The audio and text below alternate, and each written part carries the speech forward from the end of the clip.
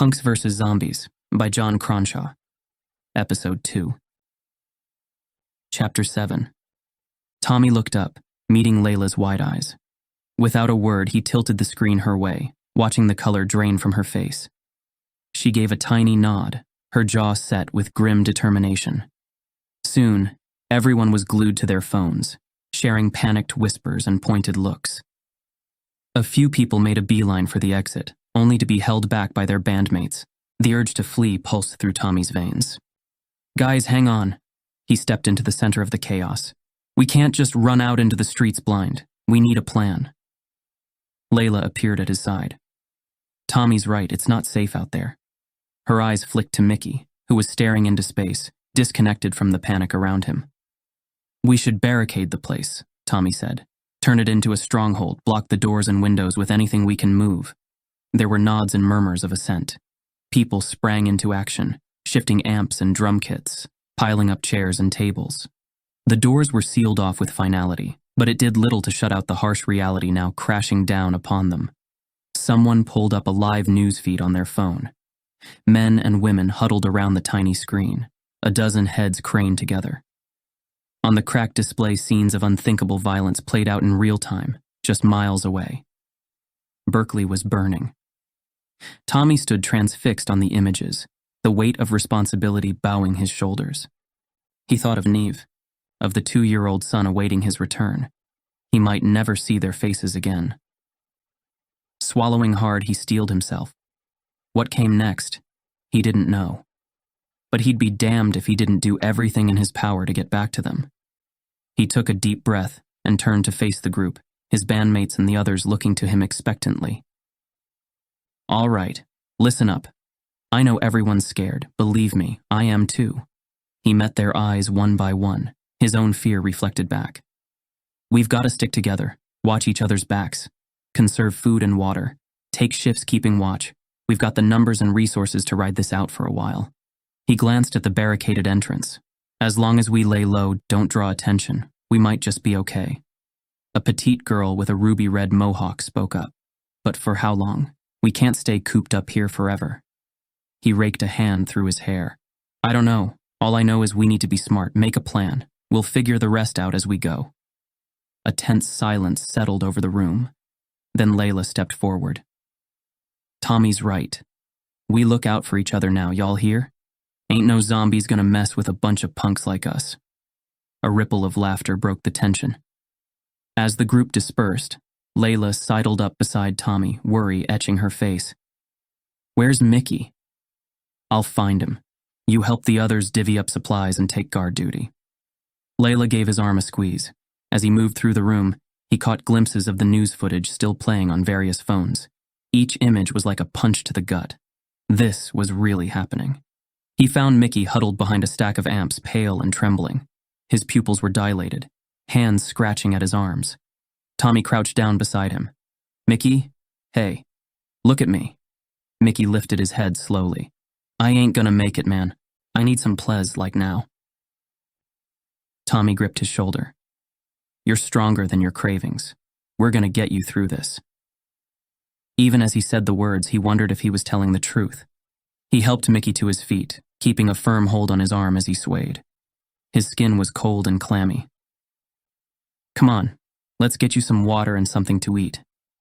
As they made their way across the room, he noticed Layla and the others hauling furniture and equipment to block the doors and windows. An amp crashed to the floor, the discordant twang of an unplugged electric guitar following it. Tommy sat Micky down against the wall and grabbed a bottle of water from the green room mini fridge. Micky gulped it so fast some dribbled down his chin. He looked up at Tommy. "We're all gonna die, ain't we?" "No one's dying on my watch." Tommy tried to sound firm, confident. But inside, doubt gnawed at him. He didn't know if he could protect anyone. Not from this. He squeezed Micky's shoulder, then headed over to help Layla and the others barricade the entrance. They had to hold this place down, for as long as they could. It was all they could do. Tommy nodded at Layla as he joined her and some of the other bands barricading the front entrance. They pushed a couple of heavy amps up against the doors, then stacked chairs and mic stands on top. It wouldn't stop a horde of zombies, but it might slow them down. "How's Micky holding up?" Layla asked, her voice strained as she shoved an amp into place.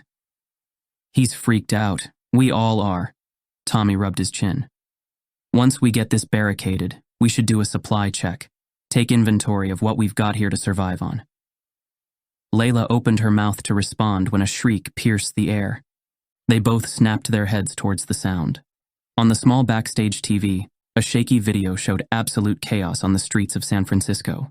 People running, screaming, dark shapes lumbering after them, blood splattering the pavement. A hush fell over the room as they all stared, frozen. This was real. It was here. The video kept playing as they all stood in horrified silence. More scenes of carnage and panic flashed by. A mob smashing store windows, soldiers opening fire on infected civilians, bodies littering the streets. Tommy tore his eyes away and scanned the room. Micky sat hugging his knees in the corner, eyes glazed over. Roxy was pacing back and forth, chewing on her lip, muttering under her breath. The other bands looked various stages of freaked out and shell-shocked. He grabbed a hammer and some boards, securing the back door while trying not to think about Neve and Sean back home. Were they safe? Had the infection spread to Philly yet? His stomach churned with worry, but he forced himself to focus on the task at hand. Barricade now, freak out later. Once the back was secured, he moved to help Layla reinforce the front. They worked in silence, the weight of their new reality hanging thick in the air. You really think we can make it through this? Layla asked. Honestly, I have no idea, but we have to try. Staying together here, keeping our wits about us. It's the best chance we've got.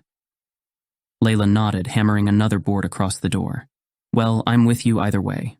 You know that. We'll get through this, however we can. Tommy stepped back as they finished the barricade, sweat beading on his forehead.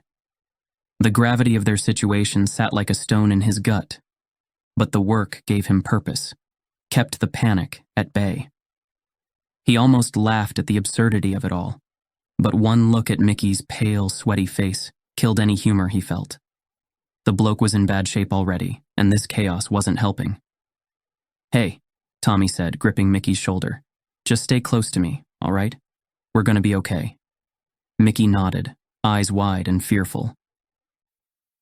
Chapter 8. The stale air clung to Tommy like a second skin as he scanned the crowded green room. Fear and desperation charged the atmosphere, making the hairs on his arms stand on end. They were sitting ducks here at the Gilman. That much was clear. The barricades wouldn't hold forever against the undead. Roxy shoved through the crowd. We gotta get the hell out of Dodge.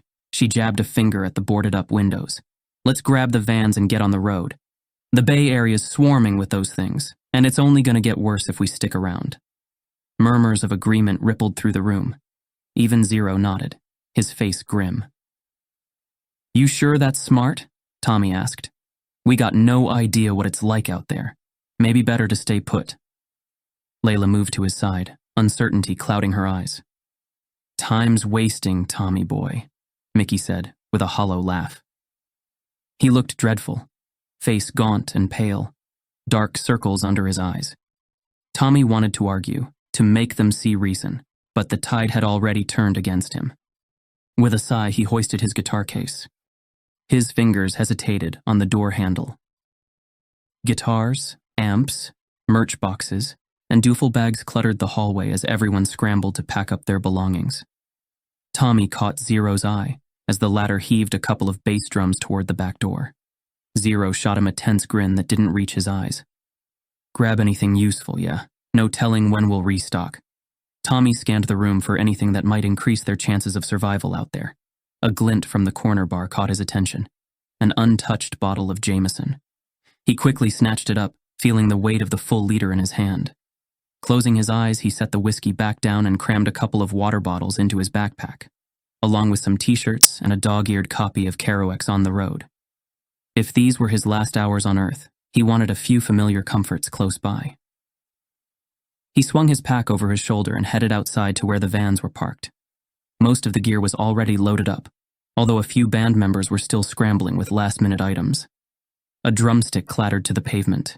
Micky's fingers trembled as he tried grabbing it, the stick jittering just out of reach. Need a hand? Tommy asked. Micky's bloodshot eyes flicked up at him, dark circles pooled beneath them. I got it. Tommy watched him fumble for the stick, his hands shaking badly. We've got a roll, Tommy said. Just let me help you with that kit. Micky grimaced, his jaw clenched. Behind him, Layla shot Tommy a worried glance as she loaded up the van. He reached for the bass drum. Micky's hand snapped out, grabbing his wrist. I said, I got it! His fingers dug into Tommy's skin. He met Micky's eyes. When's the last time you slept, Micky?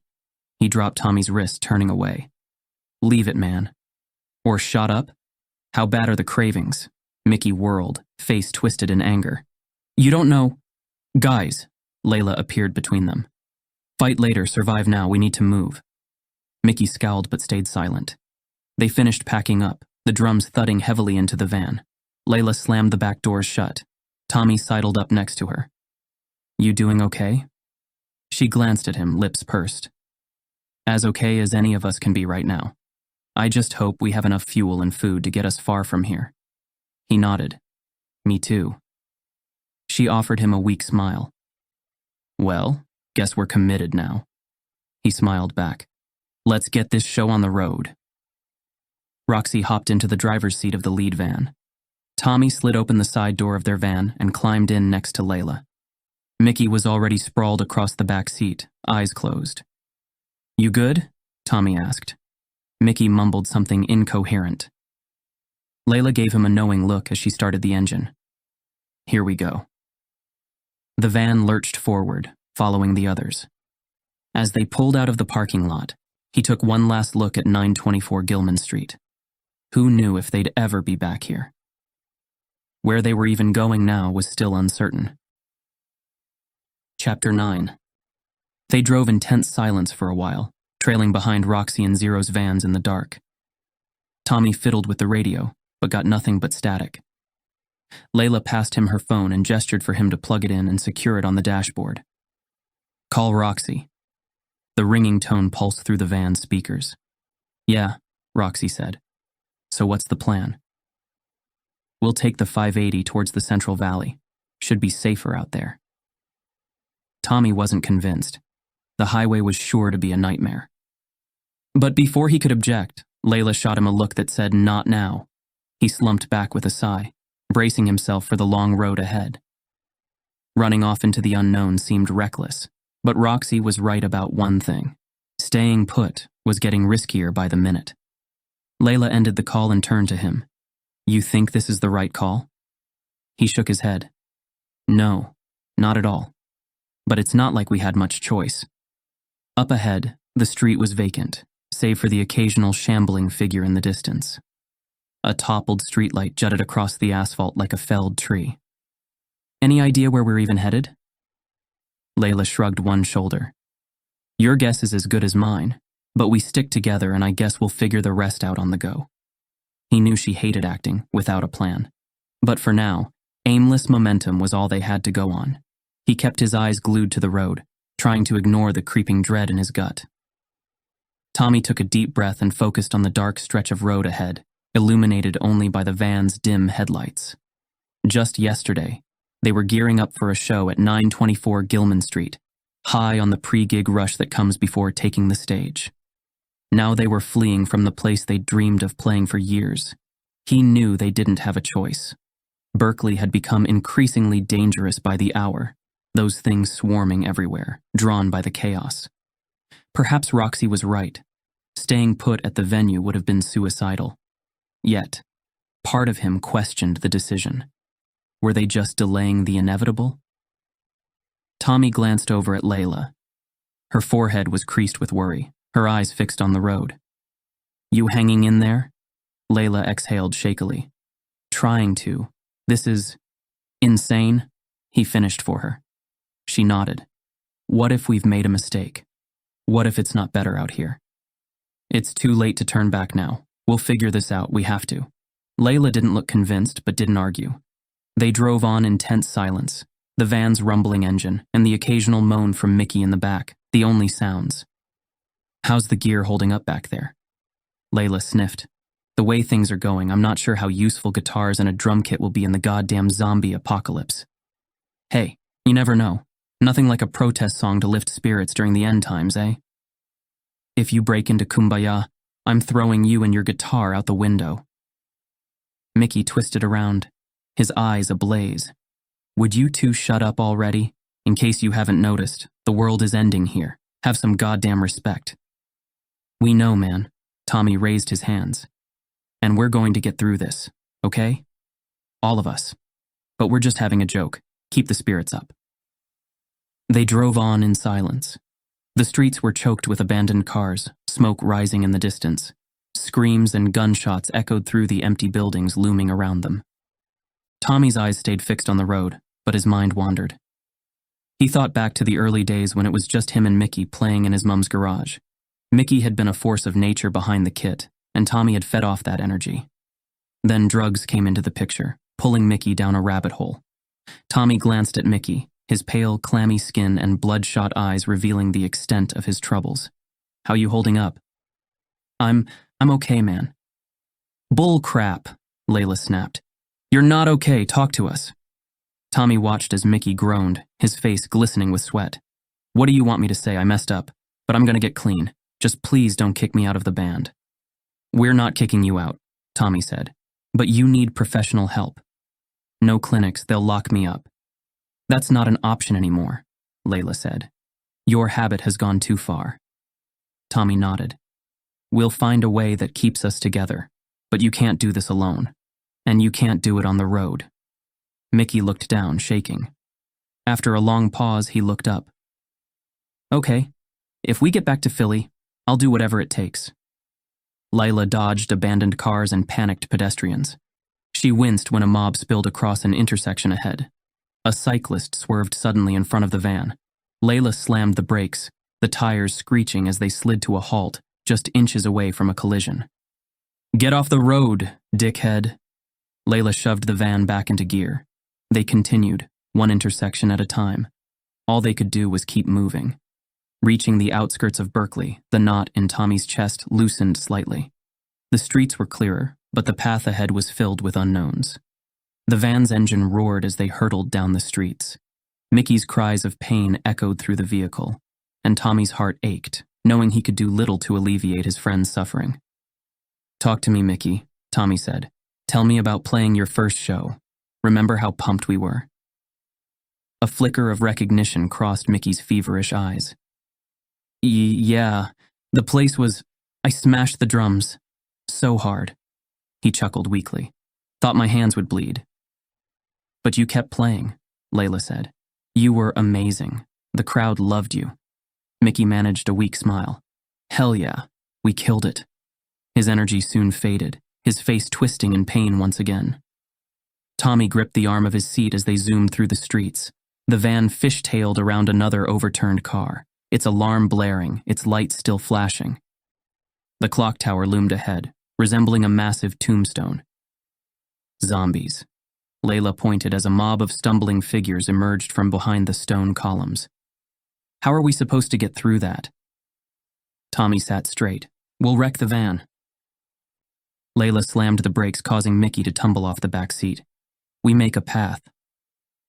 Tommy blinked. We do what? Get weapons. They scrambled, grabbing whatever they could swing or stab with. Drumsticks, microphone stands, a tire iron. Tommy tossed Layla a heavy wrench and she caught it one-handed, her jaw set. Ready? Layla met his eyes. He nodded. Let's do this.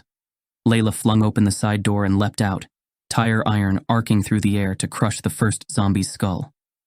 Tommy was right behind her, taking down two more with a guitar stand used as a bat. Micky dropped his weapon, a drumstick, which clattered to the asphalt. He stared at it as the zombies closed in.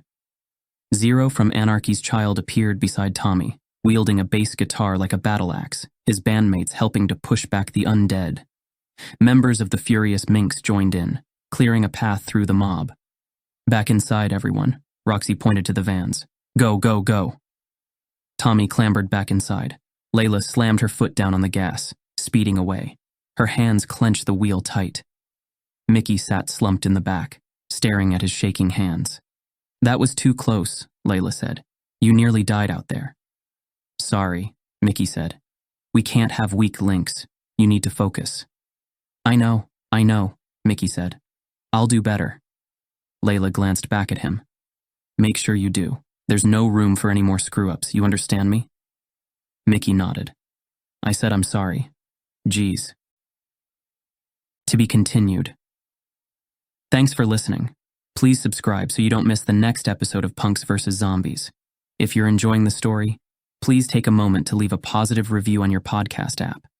You can find out more about John Cronshaw and his work by visiting johncronshaw.com. Punks vs. Zombies is copyright John Cronshaw and Wyvern Books Limited. All rights reserved. This is a work of fiction. Names, characters, businesses, places, events, locales, and incidents are either the products of the author's imagination or used in a fictitious manner. Any resemblance to actual persons, living or dead,